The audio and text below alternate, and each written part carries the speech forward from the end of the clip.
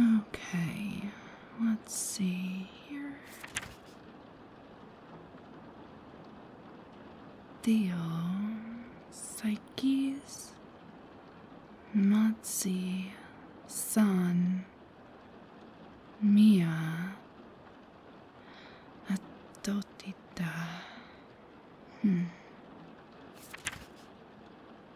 Psyches.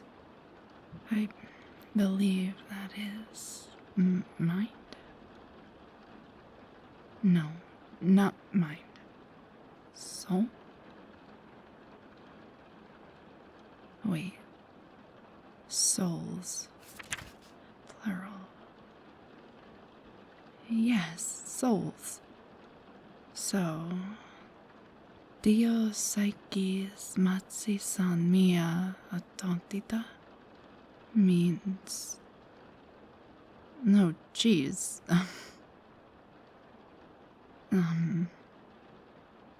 Dio Psyches Matsi San Mia Atontita.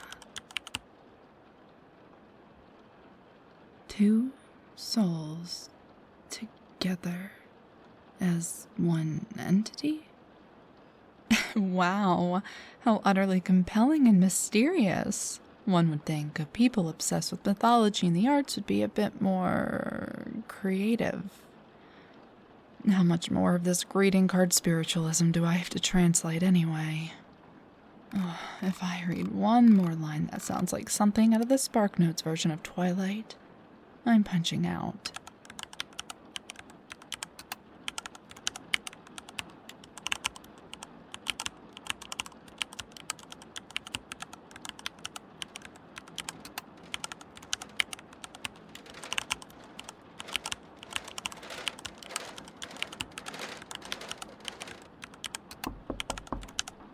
Oh, hello there. Is this a social call, or are you here on business? I figured. Trash can is in its usual spot. Help yourself. Oh, and try to sidestep the boxes if you can. You'll see it's filled with mostly orange peels, energy bar wrappers, and water bottles tonight. I've been here for a while. Yeah, Dr. 𝘾𝙀𝙀𝙀𝙀 just got back this morning. It's too bad. I'm sure you were probably enjoying having one less office to clean on your shift. Not vacation, per se. She was on an expedition. Scoped out some ruins, searched for some artifacts, met up with some contacts in her field. It's not Miami Beach, but I can think of worse things to do over spring break. According to her itinerary, she was going to Attica. No, not the prison. Attica, the administrative region of Greece that encompasses the metropolitan area of Athens. She came in this afternoon to drop off some books and stuff, hence the clutter. But then she went home to get reacquainted with her cats and sleep off jet lag. Well, she had emailed and assigned me a few odd jobs upon her return, translating some miscellaneous inscriptions, proofreading her notes, verifying the historical accuracy of some of her findings. I wouldn't normally work late on a Friday, and certainly not during break, but from what I've heard, Dr. 𝘾𝙀𝙀𝙀 may just have a potential museum showcase on the horizon. And you better believe I'm going to claim some of that recognition too. You call it being a shameless parasite. I call it being a fiendishly ambitious research assistant. Incidentally, did you know the word parasite is derived from the Greek parasitos? It literally means one who eats at the table of another. Wow, I've been doing this job way too long. Still, it's better than vacuuming floors, emptying trash cans, and cleaning bathrooms all night. Oh, come on, I didn't mean that offensively. In fact, credit where credit is due. These last 6 months, I don't think I've ever seen the building so clean. My allergies and slight mesophobia are deeply grateful for your keen eye, elbow grease, and possible OCD tendencies. I'm not looking down on what you do after hours outside of class. It's just what you do after hours outside of class is not something my family would ever approve of. Are you kidding me? My father, the high-profile attorney, and my mother, the vice president of academic and student affairs at this very university, would never allow their precious, sweet little overachiever to contaminate her resume with any occupation that involved manual labor and did not guarantee a slew of networking opportunities upon graduation. Aside from the colors of her collars were not all that different. Although, to be fair, I actually look like a dual art history archaeology major. I can't say I'm getting communication studies from you. Exactly. We're two graduate students working toward our respective degrees with part-time jobs on the side. Oh yeah, and creative projects in your case. How's the novel coming along? Really? You finished it? Wow. What happens now? Oh, okay. An agent. Yeah, makes sense. How many queries did you send out? And how many have responded? Oh, Well, don't lose hope. There's bound to be someone out there who'll appreciate a sci-fi epic that's... How did you describe it? Like if J.R. Tolkien and Michael Crichton were roommates? Just gotta keep pounding the pavement, as it were. Keep me posted, though. I'm curious to see if it ever gets published. Especially since it began as a creative writing assignment almost 6 years ago. Sorry. It's not that I don't find you deeply stimulating. I've just been here since this afternoon, and I'm only about 2/3 finished. And I can't let anything spill over into the weekend. I have a date tomorrow night. Ugh, some boring narcissistic stockbroker whom I met at that fundraising event in December. I forget his name. He's the son of one of my father's old law school buddies, and he's been wanting to fix us up. I think he's enamored with the idea of having a potential son-in-law who works on Wall Street. But it's just dinner. With enough wine, he might even seem more interesting, and the evening should just pass in a daze.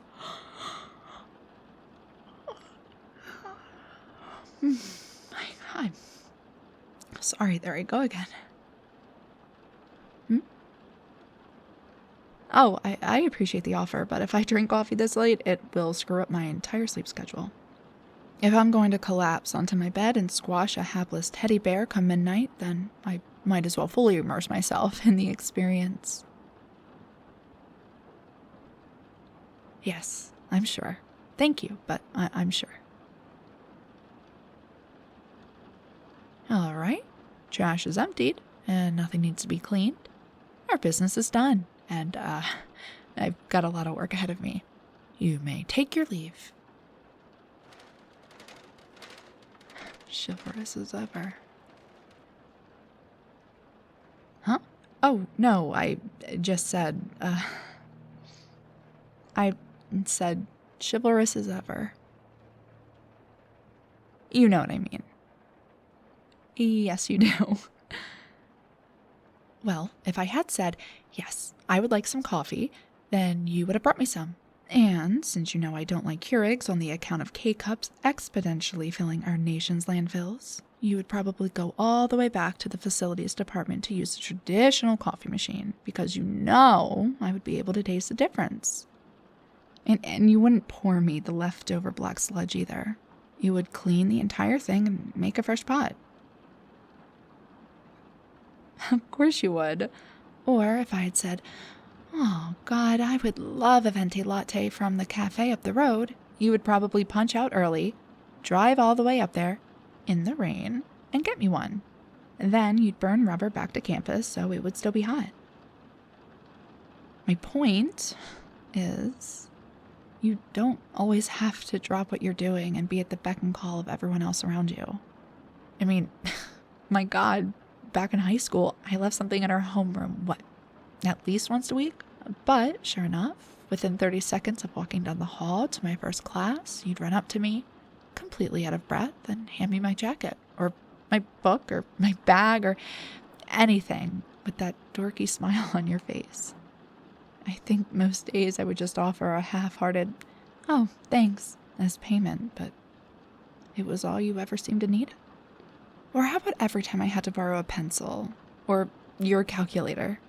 I think that you knew in my head, thesaurus, borrow was just another word for commandeer. But still, you were all too eager to supply me with exactly what I needed. Maybe I should have mentioned that in my valedictorian speech. Then again, that would have left marginally less space for me to wax poetic on maintaining a 4.0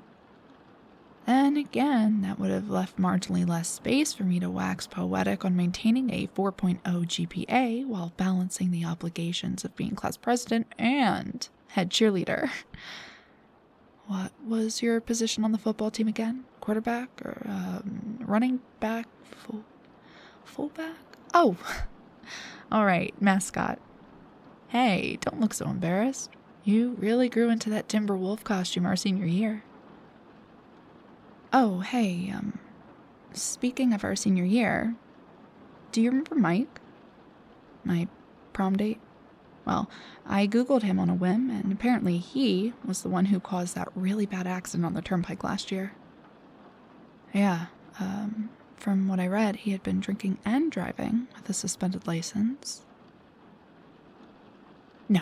No fatalities, and that was a miracle.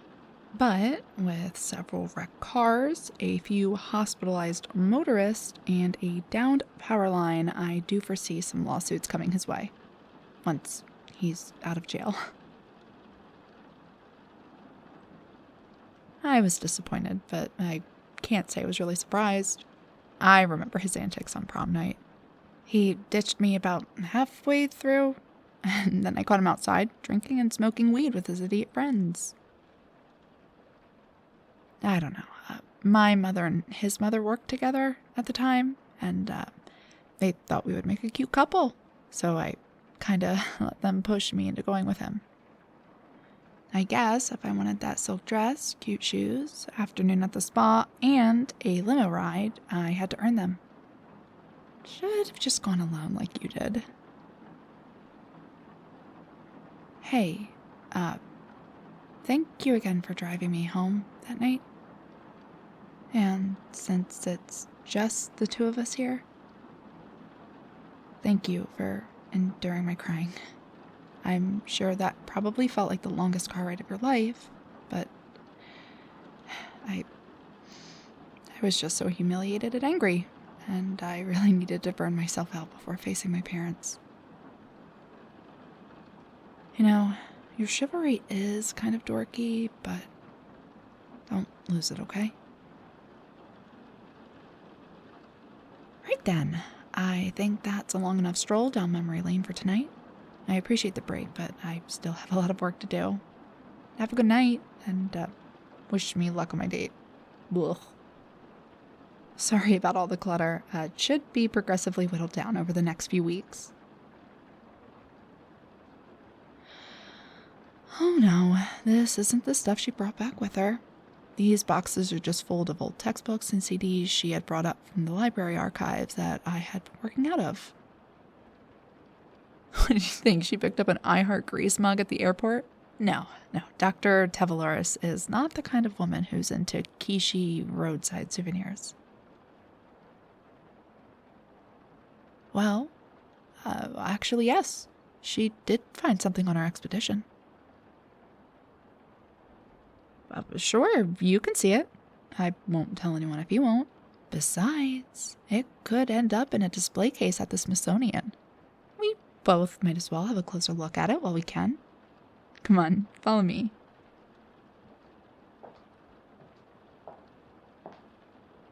Oh, so many frickin' boxes. I really did not need to wear my heels tonight. Here, it's in this box, I think. Okay, so like I said, Dr. 𝘾𝙀𝙀𝙀 was in Attica this past week, and she didn't just throw a dart at the map of Greece while blindfolded. She chose Attica for a very specific reason. Like many other professors in her field, Dr. 𝘾𝙀𝙀𝙀 theorized that there might be some tangible evidence of the existence of superior beings that the ancient Greeks and/or Romans may have constructed as gods and goddesses, since they didn't really have much else to work with when they were trying to rationalize phenomena that they didn't understand. A storm decimates a city, blame it on a deity. An epidemic rages, blame it on a deity. An Argarian community produces an unusual bountiful harvest one year, pay tribute to a deity. See the pattern here? Well, apparently Dr. 𝘾𝙀𝙀𝙀 had read about an altar located just before the entrance to academia, which itself is just outside Athens, that had been dedicated to the Greek god Eros.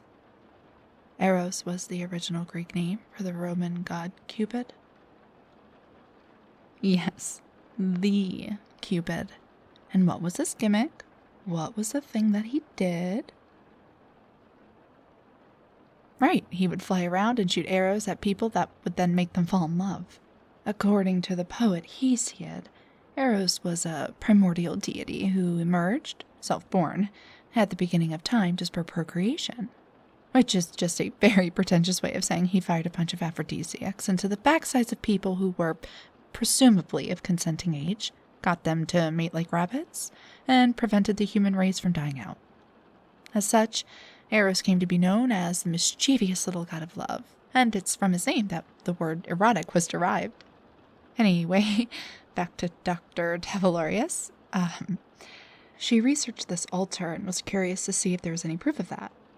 Thousands of years ago, some harebrained alchemist really had created some primitive form of an aphrodisiac so effective that he, or she, we don't know, we weren't there, came to be revered as a deity or something like one. She searched every nook and cranny of this altar and didn't find a thing. No Da Vinci-style code, no fragments of an old cult-like manifesto. She even checked for hidden switches or levers that might have opened up some secret hidden passageway. Again, she found nothing unusual, but then she tried something else. She had brought along her old metal detector that she typically uses for beachcombing in the summer. She turned it on, circled the altar for almost 3 hours, and finally got a hit. She couldn't start digging right away. Technically, she didn't have the proper paperwork or clearance to do that. So she marked the spot, then came back later under the cover of darkness to excavate. She found this buried about 2 feet down and maybe 50 feet away from the altar. Check it out. What do you think? Can't you tell? It's an arrow. Well, it's lost most of its integrity and virtually all of its luster, and being caked with rust wouldn't make identifying it any easier, but yes, this is a very old, very corroded, almost completely unrecognizable arrow. See, here's the tip, or at least what was the tip.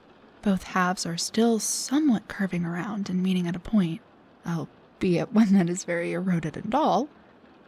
And if you follow along the shaft, you'll see that the fletching would have been right about here, just before the knock. Apparently, she had a really good contact in the customs department, so transporting it to the States really wasn't an issue. Ordinarily, she wouldn't have bothered to go to the trouble of keeping it, but she noticed something strange.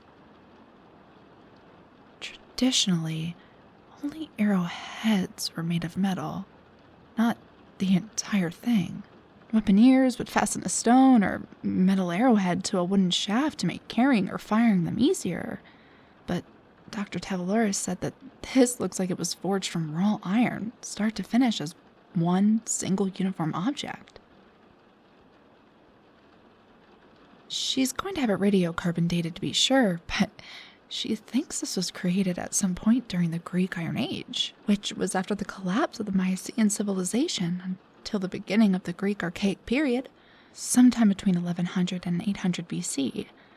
And, according to what most mythologists have pieced together, Eros first strapped on the quiver and took flight around 700 BC.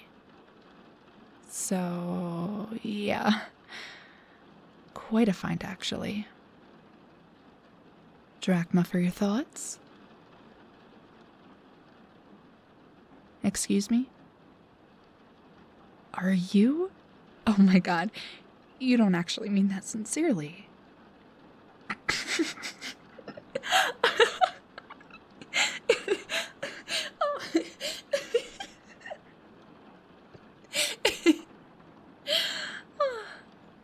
Oh my, you think this is one of his arrows? Like, an actual arrow that belonged to the god Eros himself? Oh, come on, you've got to be kidding me. I know you're a science fiction guy, but maybe you should try your hand at writing fantasy.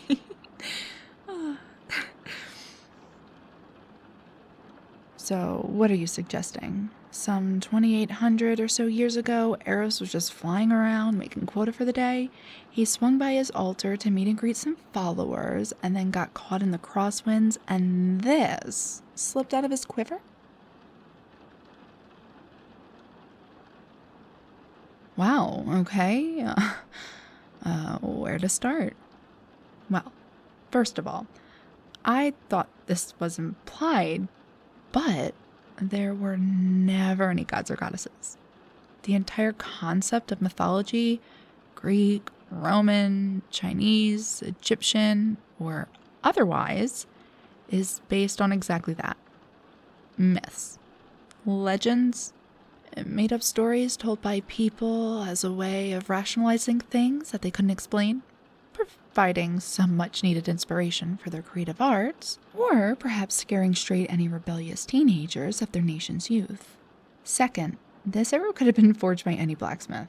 This was most likely the handiwork of a very hardcore fan of arrows who made it as a tribute or something. No different from those geeks who dress up as comic book characters and create homemade replicas of weapons for when they go to those conventions. No offense. Lastly, as I already explained, Eros was the god responsible for making people fall in love. Well, that conclusively disproves the myth, since love itself doesn't even exist. No, it doesn't. There is no scientific basis for love. Yes, there's attraction, but that's an entirely separate concept. Attraction is the manifestation of sexual impulses and urges brought by the visual stimuli and touch. It's a pre-programmed instinct hardwired into our biological programming to keep us reproducing so we don't go extinct. It's useful, it's fun, but it's just a genetic impulse. Nothing more. See that pile of papers on the desk there? They are filled with writings, musings, and poetry from some of the biggest names in ancient Greece. I spent the last 5 hours deciphering them. Many of them go on and on and on about how love is some wonderful, divine state of being that supposedly defines itself, is beyond explanation, and is the most powerful force in the world for good or evil. When you take a cold, hard look at that from a modern-day, 21st century perspective, you realize how ridiculous it sounds. Okay, if I had to define love, then I would say it is probably a pheromone-induced neurosynaptic reaction interpreted by evolutionary impaired primates as a predominantly heteronormative emotion, to use the popular vernacular. In layman's terms, a combination of sexual attraction and convenience. Why do people get married? The only reason sane, rational human beings get married is to combine their wealths and to help each other advance socially. One look at my parents would tell you that. They have openly and unapologetically admitted to not loving each other. They were, and still are, two people with mutual goals that could have only been reached by working together as a wedded partnership. They're loyal. They respect each other. They have a child. They take their marriage seriously, and they have every intention of remaining together, but that's all there is to it.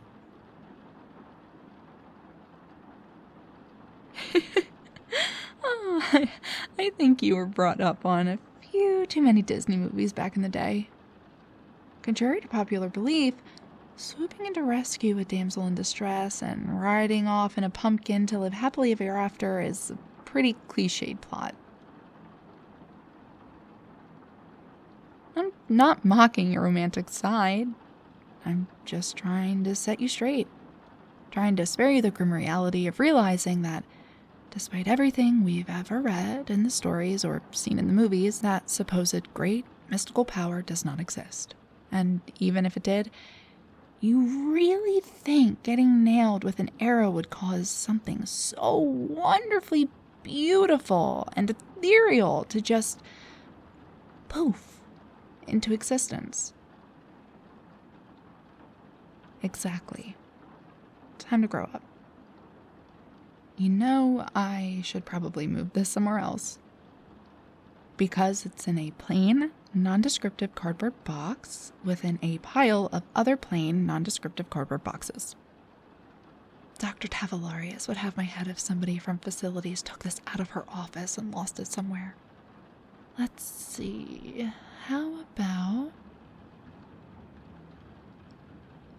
Oh, her desk. Perfect. It'll fit in one of her bigger drawers on the bottom, and facilities would never go in there.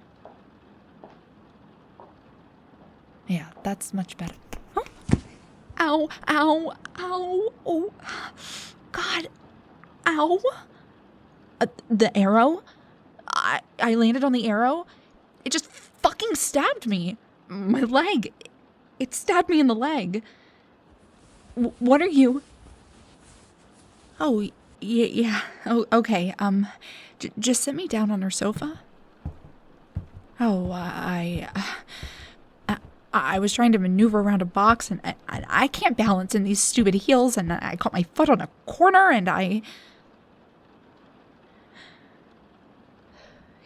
Yeah. No, you're right. I gotta stay calm. Yeah, I'll keep putting direct pressure on it.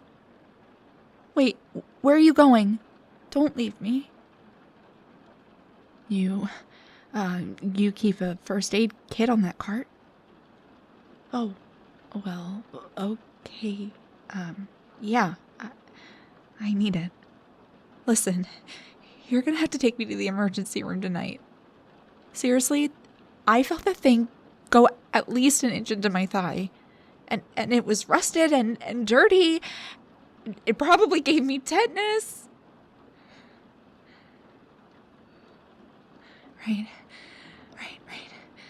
Gotta stay calm. After you clean and bandage the wound, we can get in your car and go. Okay. Thank you so much. Now, the arrow stabbed me right here, so I need to hike up my skirt. Please try to keep your eyes in your sockets. Alright. My hand is flat over where it got me. When I take it off, just quickly spray me with disinfectant and slap that bandage on. It's gonna hurt like a bitch, but we don't have a choice, okay? On 3. 1, 2, 3. What? How? Of course it stabbed me. I felt it stabbed me. It impaled me right here when I fucking fell on it. I can see there's no blood, and I'm trying to figure that out, okay? The skin isn't even broken. That doesn't make any sense. The point was dull, but look, right here. Here's where it went through my skirt. Here's where it went through my pantyhose. So it should have gone. Actually, no, it doesn't hurt. Not anymore. But, I mean, that's because I must be in shock, obviously. Could you check the arrow and see if there's blood on it? Thank you. And for God's sakes, please be careful. No blood? You're sure? Well, just put it back in the box then, okay? I never should have taken it out in the first place. I guess it didn't stab me, just poked me really hard. Sure felt like it broke skin, though. Yeah, good idea. You should probably sterilize this area anyway, just to be on the safe side. Here, my pantyhose are destroyed now, so let me just... There we go. They weren't my color anyway, so, whenever you're ready. No. The alcohol isn't even stinging a little. Definitely did not break the skin. No, I'm fine. The pain is totally gone, but does it feel hot in here to you? No? Huh. Well, it's probably the adrenaline. Okay, all nice and clean. Thank you. Wow, I still feel kind of hot. Like, I'm actually sweating a little. Yes, of course. Nice deep breaths.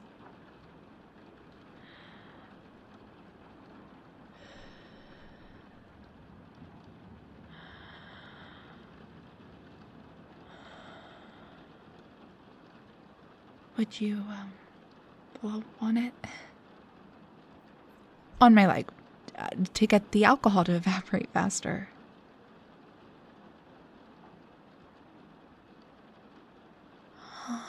Yes.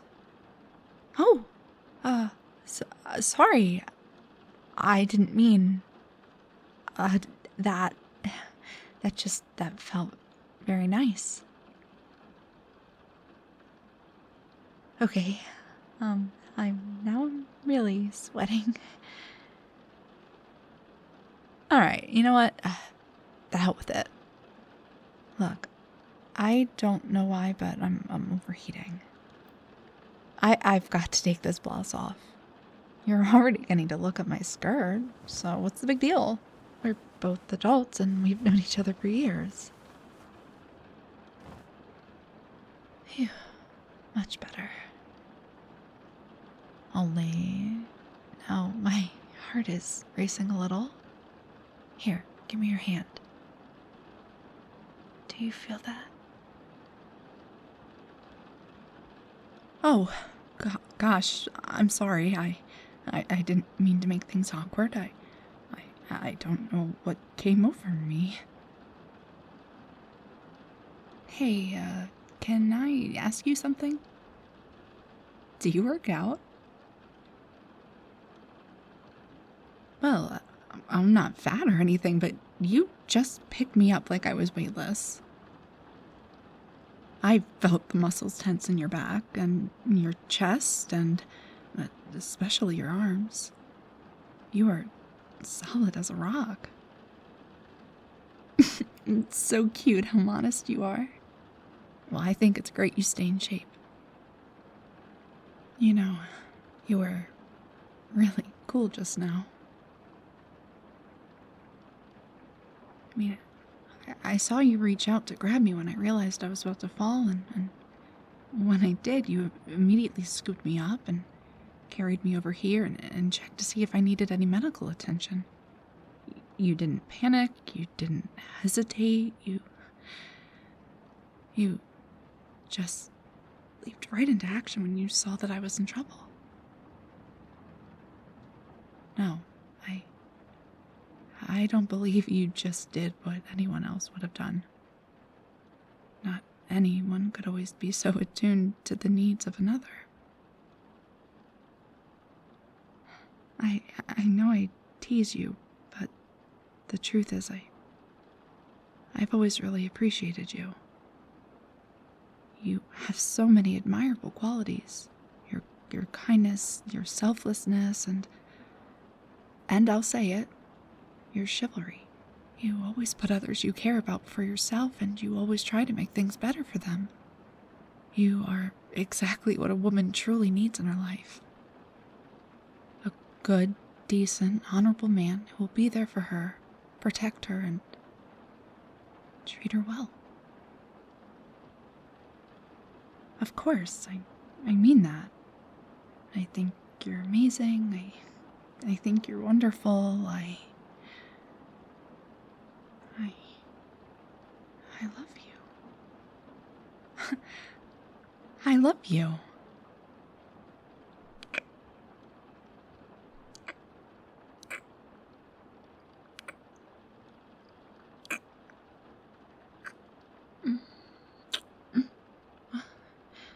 What's the matter?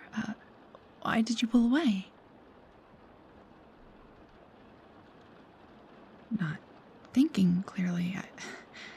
I have never thought more clearly in my entire life. I love you.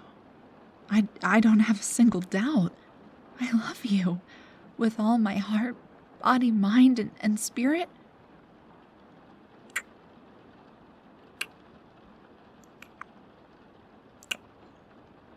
No. It's all right. This is what I want. You are what I want.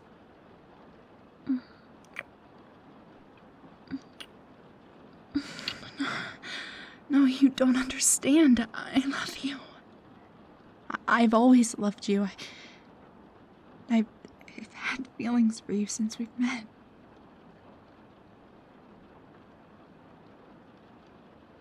Yes, couldn't you tell? All the hints I would drop, the games I would play. Oh, don't be so naive. You really think I was forgetful enough to leave something behind in our homeroom that often? I did that on purpose, you goof. Because you sat right behind me and you were too shy to strike up a conversation. I knew I had to come up with some way to make you. Don't you get it? I was addicted to hearing your footsteps running up to me and the feeling of your hand on my shoulder. If I just had one look at your gorgeous smile and beautiful eyes in the morning, then I would be on cloud 9 for the rest of the day. But some days, some days, one of our classmates beat you to it, and then I had to settle for borrowing something of yours later so we could have a little interaction. Why do you think I fought so hard to be the head cheerleader? Because I knew the head cheerleader had to work with the mascot to choreograph the routines for the games.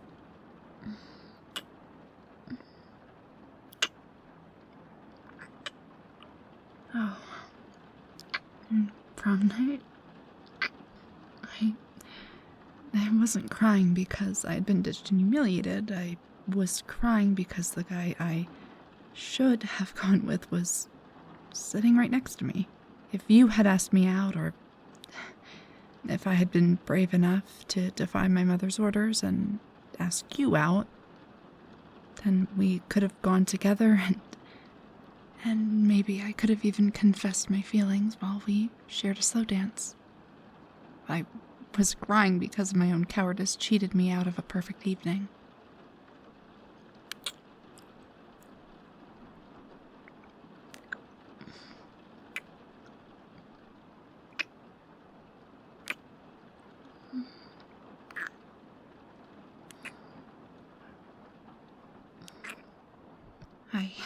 I never said anything because I was just too scared. My parents never would have approved of us dating. It wasn't that they didn't like you. They just didn't think you were my type. That they just wanted me to have what they do. A productive, socially acceptable, completely loveless union. They wanted a guy for me who was wealthy, from a high-powered family, and would have brought them more prestige. But I don't care about any of that. You are exactly the man that I want to be with. I love how sweet you are, how responsible you are, how funny you are, how hardworking you are, how smart you are, how creative you are. You meet every one of my needs. Mental, emotional, spiritual, and especially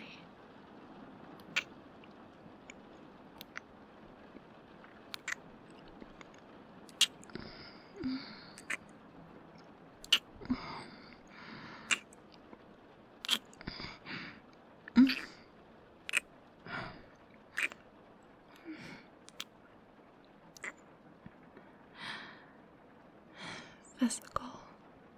But if my love for you is to remain forever unrequited, so be it. If you do not share my feelings, then I will respect your choice. If you do not share my feelings, then I will respect your choice and contentedly resign my heart to accepting a love that is soft, undying, and purely agapic. So, I guess the only question is to ask is, do you love me? Years? You've shared my feelings for years? Oh, my darling, my beloved, No, nothing more needs to be said.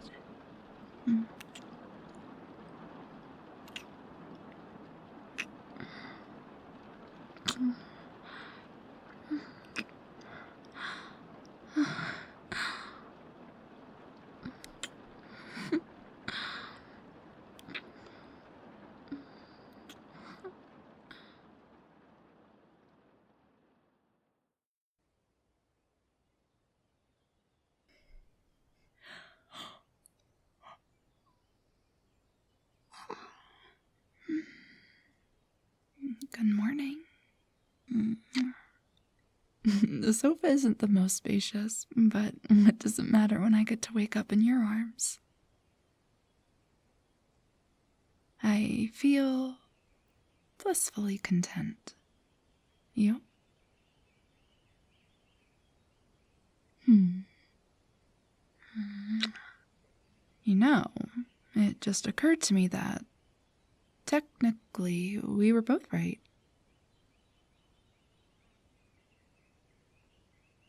Well, you insisted that true love does exist, and it sure does.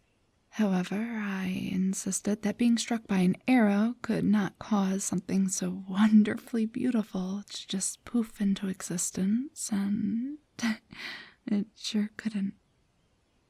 I understand now. The arrows shot by Eros, aka Cupid, did not truly create love between two people. The love they had for each other was already there. The arrows just brought it to the surface.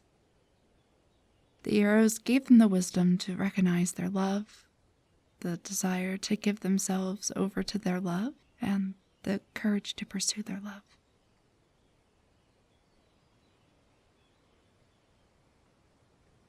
Oh, no.